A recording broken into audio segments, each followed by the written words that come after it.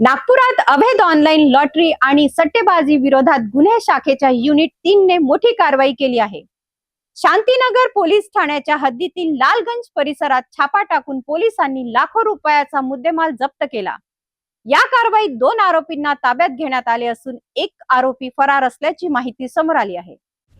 नागपूर शहर गुन्हे शाखेच्या युनिट 3च्या पथकाला शांतीनगर पोलीस ठाण्याच्या हद्दीत अवैध ऑनलाईन लॉटरी सुरू असल्याची माहिती मिळाली होती।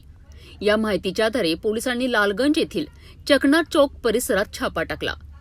कारवाई दरम्यान काही व्यक्ती शासन बंदित ऑनलाईन लॉटरी आणि सट्टेबाजीचा व्यवसाय चालवत असल्याचे पोलिसांना आढळून आलेत। या प्रकरणात पोलिसांनी 2 आरोपींना ताब्यात घेतले असून आणखी एका आरोपीचा शोध सुरू आहे।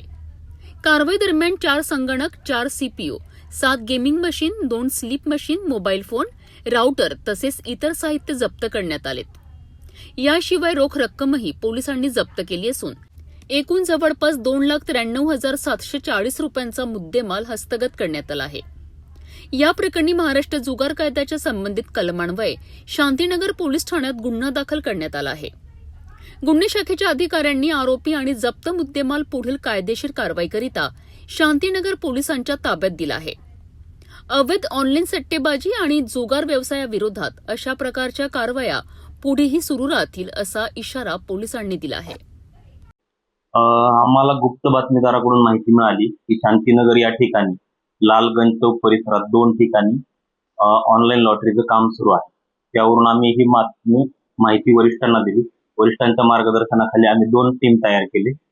माझी म्हणजे आणि काटोके साहेबांची 2 टीमने 2 ठिकाणी कारवाई केली आणि त्यामध्ये त्या ठिकाणी लालगंज चौकातल्या एक आरोपी मिळून आला। त्याचं नाव आहे दीपक आनंदराव पराते आणि त्याच्या ताब्यातून आपल्याला 2 कॉम्प्युटर, 4 गेमिंग मशीन आणि इतर साहित्य असा 2 लाख रुपयाचा मुद्देमाल मिळून आला। आणि दुसऱ्या ठिकाणी पथकाने केलेल्या कारवाईमध्ये 2 आरोपी मिळून आले। त्यामध्ये सचिन रांगले आणि अनिकेत वकालकर। त्या ठिकाणी आपल्याला 4 कॉम्प्युटर, 7 गेमिंग मशीन आणि इतर साहित्य असा 2,93,000 रुपयाचा मुद्देमाल मिळून आला। तर या कारवाईमध्ये कोण कोण होते आणि जे आरोपी अटक आहे यांच्यामध्ये काही पार्श्व रिकॉर्ड समोर आला आहे का? या कारवाईमध्ये युनिट 3 चे दोन्ही पथकाचे अधिकारी आणि अंमलदार हजर होते। सर्वांनी मिळून कारवाई केलेली आहे। ही कारवाई माननीय सीपी सरांच्या मार्गदर्शनाखाली तसेच joint CP sir, additional crime sir, तसेच DCP crime sir, ACP crime sir आणि माननीय उपपोलीस सर मोहनकर सर यांच्या मार्गदर्शनाखाली दोन्ही पथकाने केलेली आहे। तर हा जे आरोपी मिळाला त्यांनी स्वतःचा होता की कुणाच्या याच्यासाठी काम करायचे आणि काही पार्श्व रिकॉर्ड समोर आला?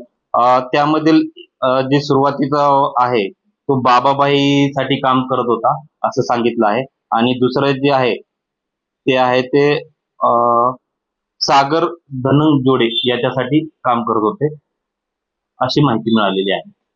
ऑनलाईन लॉटरी आणि सट्टेबाजीच्या माध्यमातून आर्थिक व्यवहार करणाऱ्या विरोधात नागपूर पोलिसांनी पुन्हा एकदा कठोर भूमिका घेतल्याचे या कारवाईतून दिसत आहे।